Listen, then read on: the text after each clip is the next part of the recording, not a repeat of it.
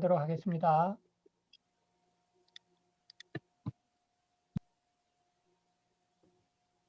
교수님 혹시 지금 계속 들어오는 인원이 있어 그러는데 한 네. 5분 정도 있다가 출석 사진 찍어도 될까요? 좀 그렇게 해주시겠어요? 예, 네, 예. 알겠습니다. 혹시 그럴 수 있겠네요. 사진은 좀 여유 있게 뒤에, 뒤에 해주세요. 네. 자,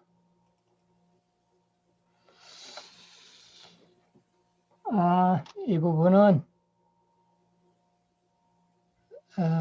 그냥 넘어가도 되는데, 그냥 한 가지만 얘기하고 넘어갈게요. 우리 한국 교회에 그 12신조라는 것이 있습니다. 12신조. 어떻게 보면 굉장히 중요해요.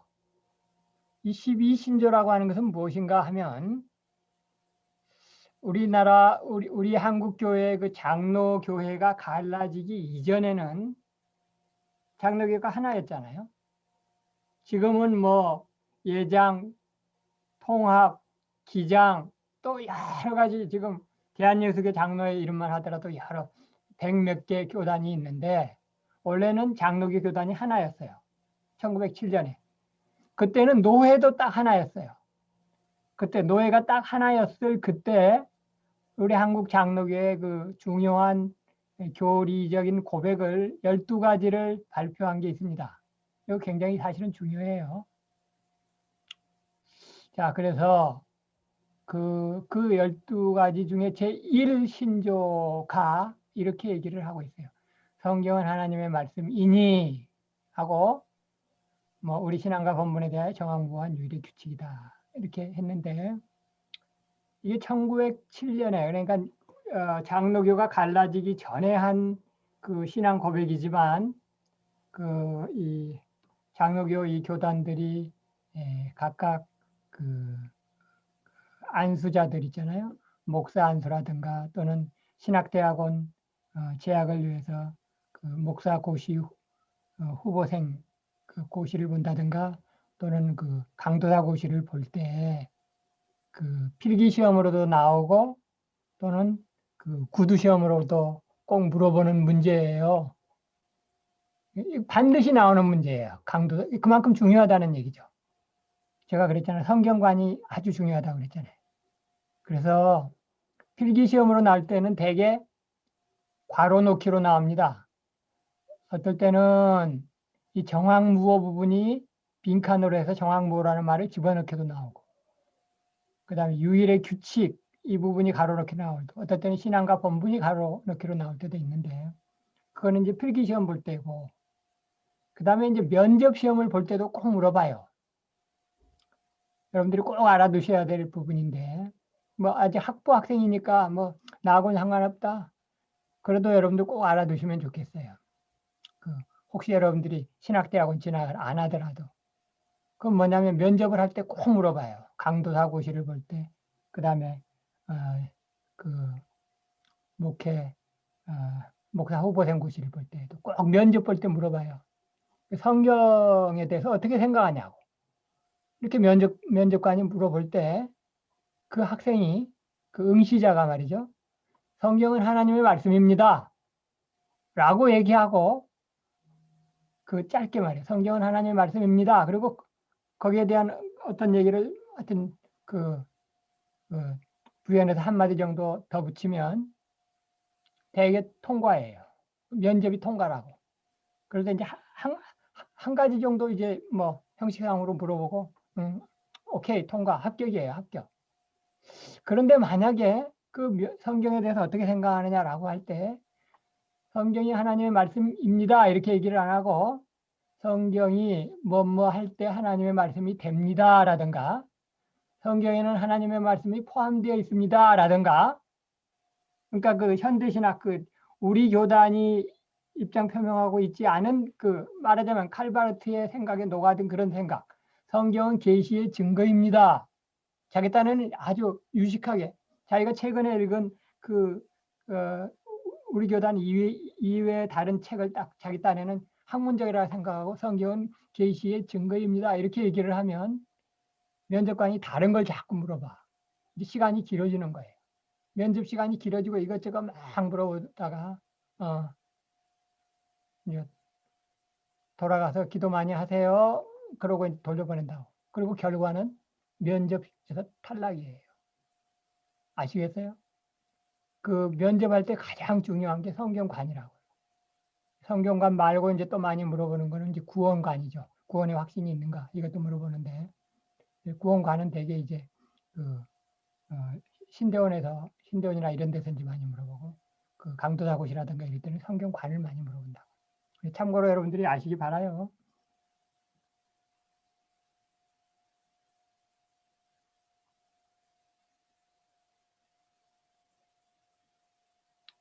칼바르트의 교묘한 말. 자, 이 부분은 이미 이제 그 설명을 대부분 했기 때문에 길게 하지 않겠습니다. 칼바르트라고 하는 사람이 현대신학자고 자유주의신학자인데 그래도 정통주의하고 좀 비슷한 점이 있다고 그래가지고 그를 가리켜서 신정통주의자 이렇게 표현합니다. 정통주의하고는 좀 달라. 새로 뭔가 정통주의의 냄새를 풍기긴 하는데 사실은 정통이 아니야. 그것을 이제 칼바르트를 가리켜서 신정통주의 이렇게 얘기하고 일본에서는 칼바르트라고 하는 사람을 기독교계의 교황 수준으로 높이 아주 평가하고 있어요. 그래서 일본에서는 일본의 그 칼빈주의라고 일본에서 나온 칼빈주의 학자들이 대표로 우리 한국에서 이제 칼빈주의 학회를 같은 때 할 때를 보면은 일본의 칼빈주의 학자들은 칼바르트를 존경하는 사람들이 많아요. 그러니까 기껏해야 우리나라로 얘기하면 그 통합측 교단에서 가지고 있는 생각하고 비슷한 일본에서는 아무리 건전한 사람들이라도 일본의 기독교가 우리 한국의 기독교하고 비할 수는 없죠. 그렇지 않습니까? 벌써 기독교의 인구수가 얼마나 차이가 나요. 자, 하여튼 칼바르트는 이렇게 성경에 하나님의 말씀이 포함되어 있다. 성경은 계시의 증거이다. 그러나 사실을 우리 보수주의권에서는 성경은 계시의 증거이다가 아니고 성경은 계시입니다. 특별히 계시 중에서도 특별 계시라고. 계시 중에는 일반 계시가 있고 특별 계시 있는데 성경은 특별 계시이다 이렇게 얘기를 해야 된다고요. 그리고 성경은 어쩌고 저쩌고 어떤 조건을 가질 때 하나님의 말씀이 된다 라고 하는 become 동사를 사용한 이 입장은 사실은 칼바르트의 독창적인 말이 아니라 칼바르트가 일정 부분 존경했고 또 일정 부분 뛰어넘으려고 했던 사람이 있었는데 그가 키에르케고르라고 하는 사람이에요. 우리 여러분 그 과제 중에도 키에르케고 제가 이제 표현을 키에르케고 이렇게 표기를 했죠. 이제 보통은 키에르케고르 이렇게 알고 있는데 하여튼 이 사람을 칼바르트는 어느 정도 존경했어요. 그리고 이제 이 키에르케고르를 뛰어넘으려고 하여튼 신학을 전개했는데 같은 맥락의 얘기를 일찍이 키에르케고르가 한 얘기가 있는데 성경은 어떤 조건을 갖출 때 비로소 하나님의 말씀이 된다. 네, 그 어떤 조건이 뭐냐? 키에르케고르가 얘기한 조건은 뭐냐? 인간이 그것을 통해 실존적인 자기 실존을 가질 때라는 말을 했는데 키에르케고르가 얘기한 그 인간의 그 실존은 뭐냐면 바로 하나님을 만나는 거예요. 그래서 키에르케고르가 사용한 이 실존이라는 말 때문에 이제 키에르케고 이후에 그 철학자들, 소위 말해서 실존주의 철학이 생겨난 그 시조가 원조가 키에르케고르가 됐는데 아쉽게도 그 후대의 실존주의 철학자들은 되게 무신론자들이 많아요. 그러나 원래 키에르케고르는 하나님에 대한 그 신앙심이 그래도 상당히 투철했어요. 다만 그렇다고 하더라도 그에게는 굉장히 인간적인 입장에서의 그 성경관의 입장이 있었는데 성경이 하나님의 말씀이다가 아니라 어떤 조건을 가질 때 비로소 하나님의 말씀이 된다라고 하면서 실존을 강조했다고 하면 칼바르트는 그 키에르케고르가 실존을 강조한 그 부분 대신에 하나님께서 말씀하신다는 조건을 가지면 이라고 하는 말을 집어넣어 가지고 성경은 이러이러한 조건을 가질 때 하나님의 말씀이 된다. 사실은 키에르케고르가 했던 얘기하고 같은 얘기를 하지만 그 조건에 있어서 살짝 달리 얘기를 한 거예요. 그 조건이 뭐냐면 하나님께서 말씀하실 때라고 하는 조건이에요.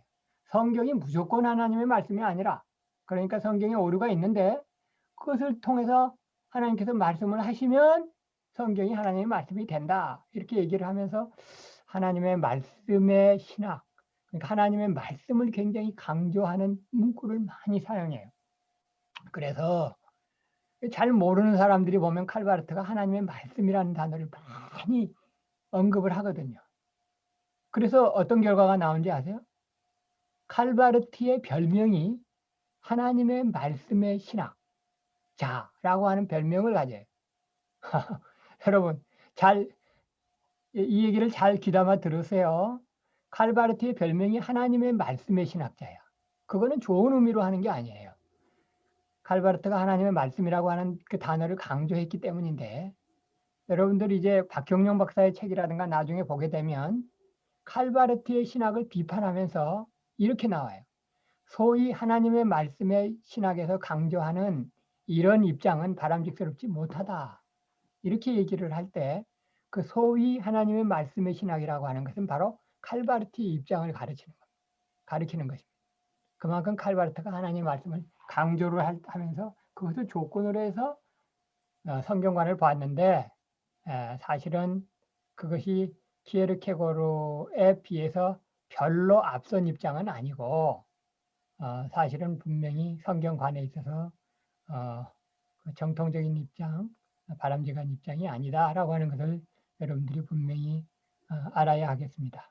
그리고 이제 여러분들이 더 고학년이 되었을 때 소위 하나님의 말씀의 신학이 어떻다라고 할 때, 그 소위라는 말이 들어가건 안 들어간 건 간에 하나님의 말씀의 신학이라고 하는 것을 무조건 좋게 보면 안 된다라고 하는 것도 여러분들이 알아두시면 좋겠죠. 자, 남은 시간에는 비교적 어렵지 않은 부분인데,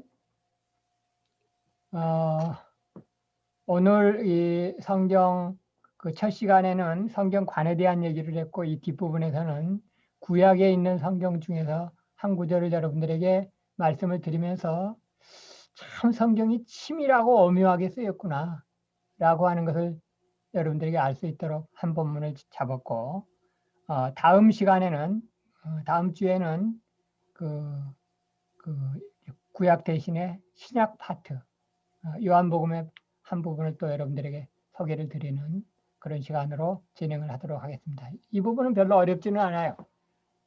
어렵지는 않지만 여러분들이 알아두면 아주 유익한 얘기를 좀 알려드리도록 할게요. 구약 성경 중에서 예레미야 애가라고 하는 책의 한 부분을 좀 여러분들에게 소개를 해드리려고 합니다. 예레미야 애가는 원래 울다 이런 뜻이고, 그 히브리 말로 에카 좀 비슷하죠. 참,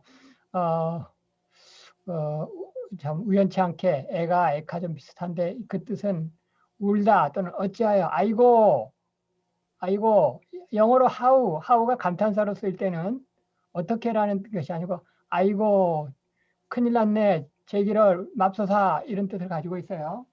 그렇게 그 단어로 시작하는 것이 에가입니다. 왜냐하면 예루살렘이 파멸되고 예루살렘이 그 멸망하던 때의 모습을 생생하게 기록하고 있기 때문입니다. 자, 에레미야 애가는 5장까지 되어 있는데 그 5장은 각 장이 22절까지 되어 있어요. 그런데 희한하게 3장은 22절의 3배수인 66절까지 되어 있어요. 이것이 왜 그런가? 그 각 장에 22절까지 있는 이유는 히브리어 알파벳이 모음이 있고 자음이 있는데 자음이 22글자로 구성되어 있기 때문입니다. 히브리어 알파벳이 22글자이다. 그 얘기는 무슨 얘기냐? 우리나라 한글에서 자음은 몇 글자예요? 디엉, 니언, 디글, 리얼, 미음, 비읍, 시읒, 이응, 지읒, 치읒, 키읒, 티읒, 피읒, 피읒 14글자로 되어 있죠.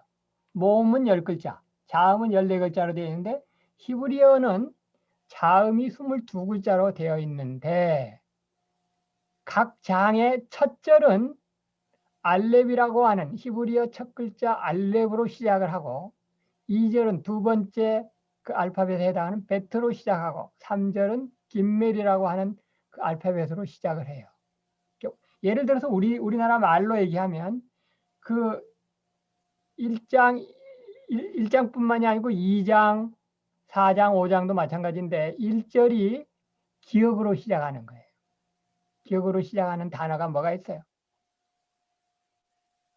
감사 또는 또 뭐가 김치 뭐 이런 단어로 시작을 해요. 그리고 시예요. 시. 시편도 시이지만 에레미야 애가도 시입니다. 누구죠? 마이크 좀 꺼주시겠어요? 시적 운율을 가진 그 시인데 자,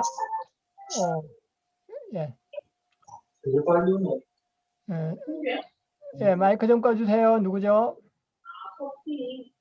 자, 1절은 그래서 그 우리식으로 얘기하면 김치 또는 감사 뭐 이런 단어로 시작을 하고 2절은 니은에 해당하는 뭐 니은에 해당하는 나무 뭐 또 뭐가 있습니까? 노을 뭐 이런 단어로 시작을 하도록 이 에레미야 애가가 구성이 되어 있는 거예요. 아주 시적 운율을 가지고 있는 거예요. 3장의 경우에는 어떤가? 22의 3의 배수인데 이게 66절까지 3의 배수인데 1절부터 3절까지는 알렙으로 시작하고 4절부터 6절까지는 베트로 시작을 하는 거예요. 그래서 이렇게 시작하는 이런 운율을 가진 시를 여러분들이 구약 시간에 배울 수도 있고 또는 배우지 않을 수도 있는데 두운체 시 이렇게 두운체라고 하는 것은 이 두자가 머리 두자예요. 맨 앞에 시의 시작을 그래요. 자, 마이크 좀 꺼주세요. 한도야 마이크 꺼줘. 예, 감사합니다. 머리가 시작이 일정하게 딱딱딱딱 어떤 그 규칙을 가지고 진행되는 시를 두운체 시 이렇게도 얘기하고 영어로는 아크로바틱 이런 운율을 가졌다 이렇게 얘기를 하고 또 다른 말로는 알파벳 시이다. 알파벳 기억, 니은, 디귿 또는 알렙, 베트, 김멜 이렇게 시작해서 알파벳 시이다 이렇게 얘기를 합니다. 참 그 하나님의 말씀을 담기도 바쁜데 여기에다가 그 알파벳의 순서까지 생각해서 시를 쓴다는 것은 사실은 상당히 정말 대단한 치밀함을 가지고 있다고 말할 수 있어요. 제가 오늘 여러분들에게 얘기하고 싶은 것은 굉장히 그 성경이 그 치밀함을 가지고 있구나. 그리고 정교함을 가지고 있구나.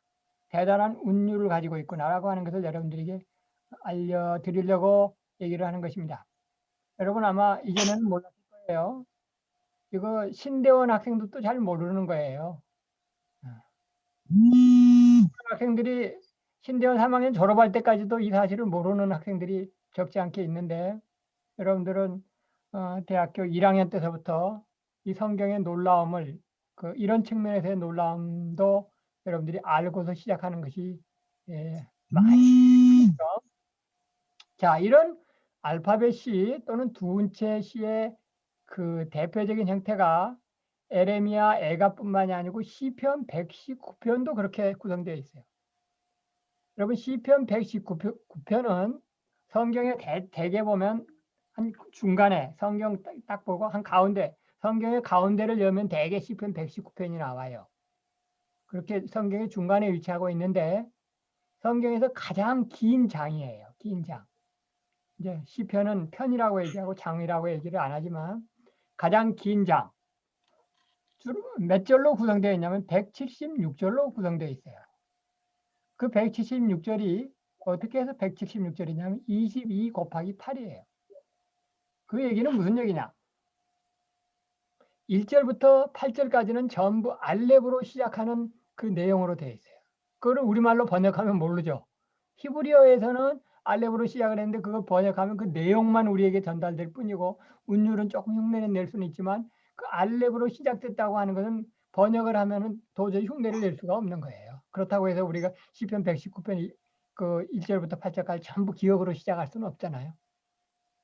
하여튼 그런 부분이 들어가 있습니다.